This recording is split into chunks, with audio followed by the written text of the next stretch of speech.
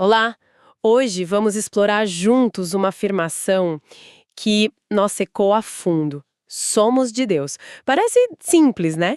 Mas o que isso representa mesmo no nosso dia a dia, com tanta distração, tantos sentimentos que às vezes nos puxam para baixo. E para essa nossa conversa, a gente vai se basear num material bem específico.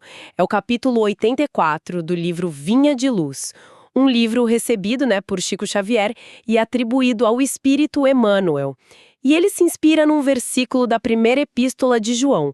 O objetivo aqui é investigar essa conexão divina. Essa que, segundo essas fontes, todo mundo tem. E como a gente pode reconhecer e viver isso, mesmo quando, sei lá, o orgulho, o egoísmo, a ansiedade parecem gritar mais alto. Vamos mergulhar nisso, nas visões do João e do Emmanuel. Então, o ponto de partida é aquela frase forte do João: nós somos de Deus. Tá lá em 1 João 4,6. E é bom lembrar, né? As cartas de João eram circulares para comunidades cristãs da época, que lidavam com desafios bem reais ali. Exato. E a análise que a gente tem aqui se debruça justamente nesse trecho. 1 João 4, versículos 1 a 6. Ali, o João faz um alerta, assim, bem direto, sobre a necessidade de discernimento. Ele fala em provar os espíritos, sabe? Para ver se eles vêm de Deus. Porque muitos falsos profetas teriam saído pelo mundo. Provar os espíritos, nossa, isso já soa como um chamado à atenção mesmo, né? Como que a análise interpreta esse critério que o João oferece? Então, o critério que João apresenta é reconhecer se o Espírito confessa que Jesus Cristo veio em carne. E a análise interpreta isso não só como uma declaração de fé, tipo um dogma, sabe? Mas como um alinhamento com os ensinamentos de Jesus mesmo. Aqueles voltados para o bem comum, para a prática do amor, da caridade. Isso em contraste com discursos que poderiam usar, sei lá, uma capa de espiritualidade mais para fins egoístas, para dividir, né? O João combatia o que ele chamava de anticristos. Eram aqueles que negavam a essência da mensagem de Jesus e muitas vezes perseguiam os cristãos da época. E o que é fascinante aqui é como essa necessidade de discernir, de olhar as intenções por trás das palavras, das influências, como isso continua crucial hoje. A análise sugere que essa mensagem do João nos convida a refletir. Que vozes a gente está ouvindo hoje em dia? Elas promovem união, crescimento? Ou será que é divisão, benefício próprio disfarçado? É uma questão de avaliar a essência, né? Não só a aparência. Faz todo sentido, essa vigilância quanto ao que vem de fora. E ele também fala algo sobre a nossa força interna ali, não fala? Nesse mesmo trecho? Fala sim, uma frase muito poderosa. Maior é o que está em vós do que o que está no mundo. Isso aponta direto para essa ideia de uma força interior, sabe? Uma conexão divina que é inerente a nós. E que seria, em essência, mais forte do que as pressões ou os enganos do mundo. Quer dizer, das circunstâncias, das influências externas. Então, peraí. Se João nos alerta sobre essas influências de fora e, ao mesmo tempo, afirma essa força interna, por que que muitas vezes a gente se sente tão desconectado dessa força, dessa nossa origem de Deus? Parece que é aí que entra a perspectiva do Emmanuel, que a análise traz, né? Exatamente. A análise usa essa base do João como um trampolim, digamos assim, para a exploração que o Emmanuel faz dos nossos desafios internos. Se o João foca nos falsos profetas externos, o Emmanuel, lá no capítulo 84 de Vinha de Luz, parece dizer: olha, cuidado, porque muitas vezes os maiores obstáculos estão dentro de nós mesmos.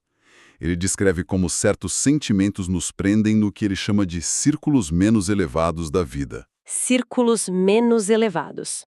E quais seriam esses sentimentos específicos que ele aponta como bloqueios? Dá para detalhar? Sim, ele detalha alguns que, bom, a gente conhece bem. O orgulho, por exemplo, que nos dá uma visão distorcida, né? Como se a gente fosse o centro do universo e só a nossa perspectiva importasse. Isso cega para a realidade maior. O egoísmo, que ele descreve como algo que aprisiona o coração, fecha a gente na gente mesmo, nas nossas necessidades, sabe? Dificulta a empatia, a conexão Uhum. e também a vaidade. Aquela busca por aprovação externa, né? Construir uma imagem frágil que muitas vezes está desconectada de quem a gente realmente é. A ambição inferior, que não é o desejo de crescer, de contribuir, mas aquela busca por poder, por prazer a qualquer custo, muitas vezes de forma fantasiosa, até prejudicial. Nossa. A revolta, que gera amargura, tempestades de ódio interna, sabe? Isso mina a nossa paz. E, por fim, a ansiedade, que nos tira do presente, e o presente é o único lugar onde a gente pode agir, construir alguma coisa, né?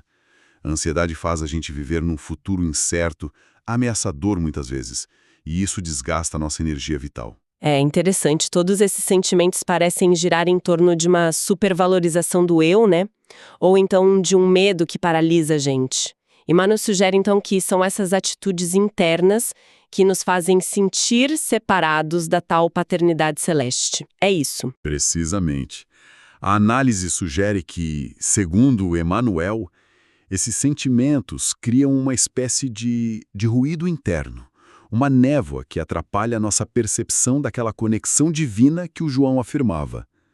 Mesmo a gente sendo de Deus na origem, as nossas próprias criações mentais, emocionais, elas podem nos manter distantes dessa fonte. E essa questão da percepção distorcida me leva a outro ponto que a análise aborda. A nossa identificação com o corpo, com as coisas materiais.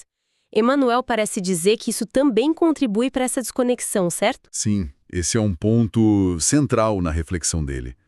A análise destaca que o Emmanuel aponta essa nossa tendência a nos vermos, primariamente, como um corpo físico que tem um espírito, quando a perspectiva que ele apresenta é a inversa. Nós somos espíritos utilizando temporariamente um corpo físico. Ele chega a dizer que o patrimônio material, os bens, as posses, não é nosso em definitivo, mas sim um empréstimo de forças e possibilidades. São como ferramentas para a gente aprender e se desenvolver espiritualmente. A análise até usa um exemplo forte sobre valorizar mais um carro do que a vida. Isso ilustra bem essa inversão de valores que o Emmanuel critica. Exatamente. O exemplo do carro, como está na análise, serve para ilustrar essa confusão sobre onde está o valor real, né?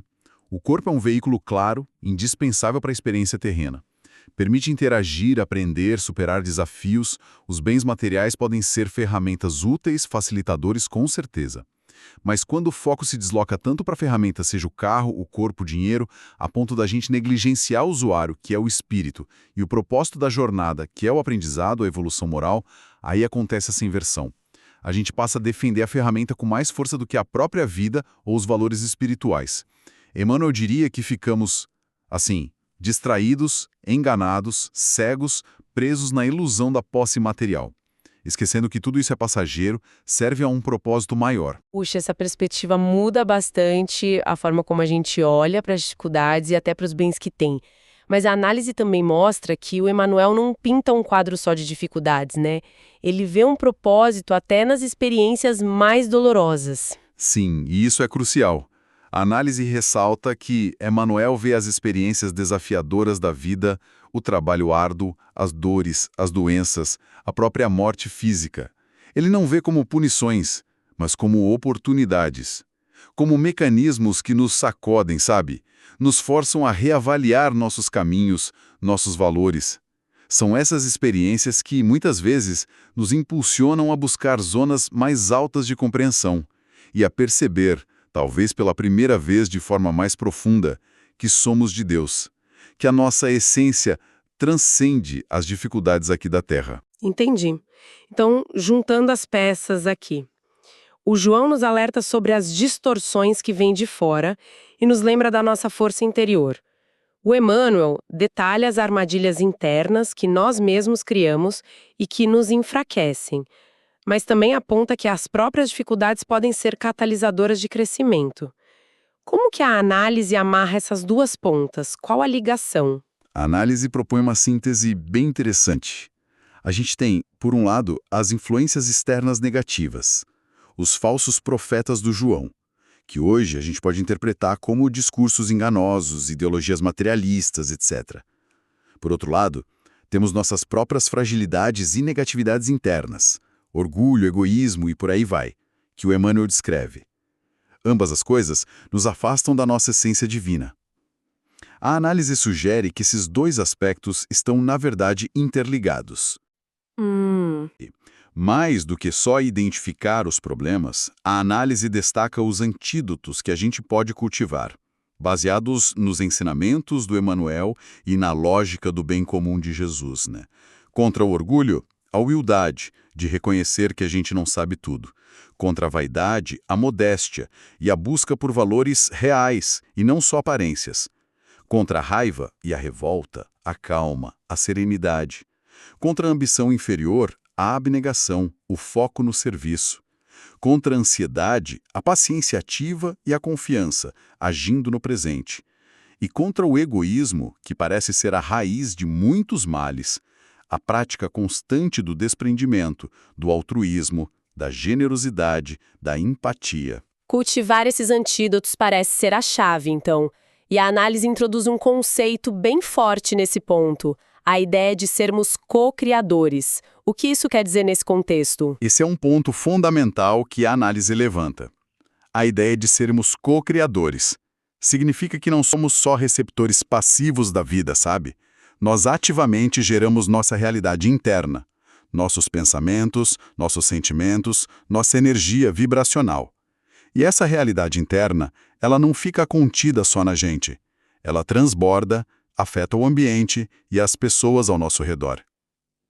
A questão crucial que a análise levanta é: se a gente não cuidar dos nossos estados internos, se deixarmos o orgulho, o egoísmo, a revolta tomarem conta, as questões do Emmanuel, nós mesmos podemos nos tornar, consciente ou inconscientemente, fontes de negatividade para os outros. A gente pode se tornar os falsos profetas ou os anticristos modernos, aqueles perigos sobre os quais João alertava, semeando discórdia, engano ou desesperança por aí. Uau! Isso coloca uma responsabilidade enorme nas nossas mãos, né? Se somos co-criadores, como a gente pode exercer essa capacidade de forma mais consciente, mais positiva? A análise oferece alguma ferramenta prática para isso? Sim, diante dessa responsabilidade toda, a análise propõe uma abordagem prática que ela chama de 3 olhares. É uma forma de direcionar nossa atenção e intenção no dia a dia. O primeiro olhar é do outro para comigo. Quer dizer, desenvolver aquele discernimento do João.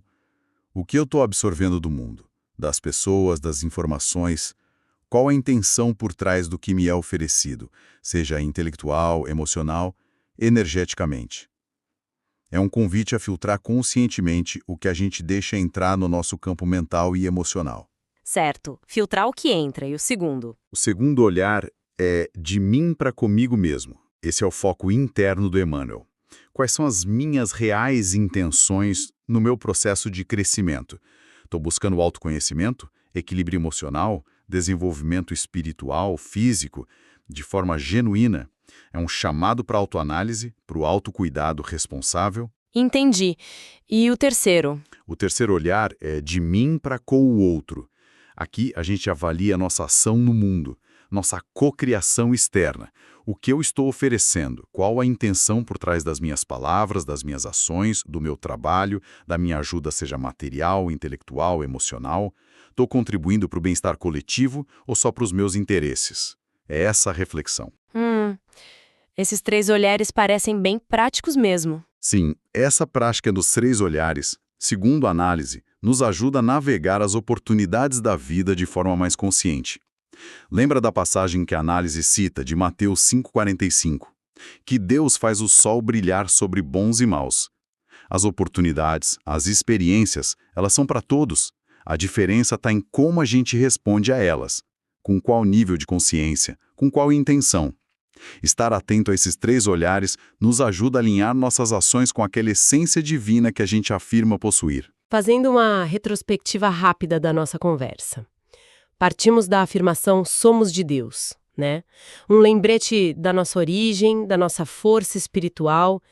Vimos como João nos alerta sobre as influências externas que podem nos desviar.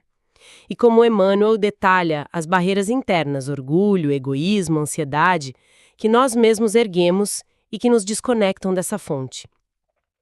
A análise conjunta dessas perspectivas nos convida a um estado de atenção, de autoconsciência.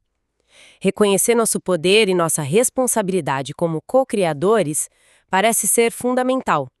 A gente molda a nossa experiência interna e impacta o mundo ao redor com a energia que a gente cultiva e emana. E a prática dos 3 olhares surge aí como uma ferramenta para aplicar essa consciência no dia a dia. E com base em toda essa exploração, guiada pelas fontes, fica uma reflexão talvez para levar adiante.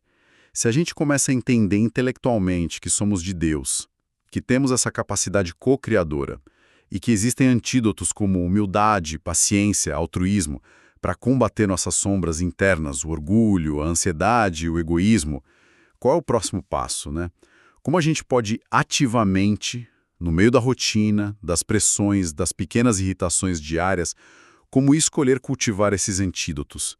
Como transformar a crença "somos de Deus" numa experiência vivida, numa escolha consciente a cada momento, e não só uma ideia bonita? Como fazer essa essência divina se manifestar nas nossas ações, nas nossas intenções de todo dia? Fica aí a reflexão.